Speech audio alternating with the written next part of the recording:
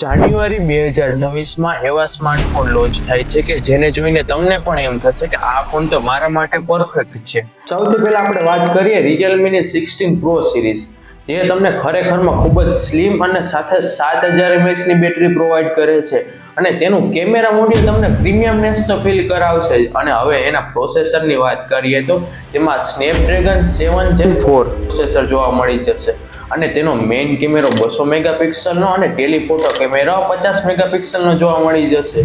હવેથી તો તમને પણ ખબર છે અને મને પણ ખબર છે કે Realme અને Redmi એક સાથે જ ચાલે છે. તો હવે Redmi-માં વાત કરીએ તો Redmi Note 15 તેમાં કર્વડ એમોલેડ ડિસ્પ્લે જોવા મળી જશે અને તેનો મેઇન રિયર કેમેરા 108 મેગાપિક્સલનો અને અલ્ટ્રા વાઇડ કેમેરા 8 મેગાપિક્સલનો જોવા મળશે અને તેની બેટરીની વાત કરીએ તો 5500 mAh ની બેટરી જોવા મળશે, જે ઓછામાં ઓછો એક દિવસ તો આરામથી ચાલી જશે. અને હવે એના પ્રોસેસરની વાત કરીએ તો Snapdragon 6 Gen 3 પ્રોસેસર જોવા મળશે. જ્યારથી વિવોની X100 સિરીઝ લોન્ચ થઈ છે ને ત્યારથી ઘણા લોકો વેઇટ કરે છે કે વિવોની X100 80 સિરીઝ ક્યારે લોન્ચ થશે. તો તે જાન્યુઆરીના એન્ડિંગમાં કાં તો ફેબ્રુઆરીના સ્ટાર્ટિંગ સુધીમાં લોન્ચ થઈ જશે.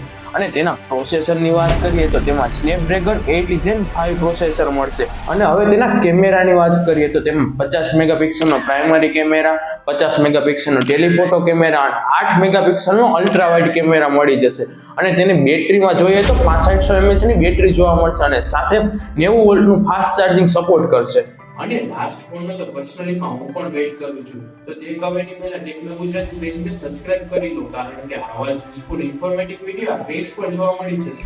અને આપણે લાસ્ટ ફોનની વાત કરીએ તો તેમાં રહેવાનો છે Oppo Reno 15 સિરીઝ. તેમાં ઘણા બધા વેરિયન્ટ જોવા મળી જશે. તો આપણે વાત કરીએ Oppo Reno 15 Pro Max સિરીઝની, તો તેમાં 6500 mAh ની બેટરી જોવા મળશે.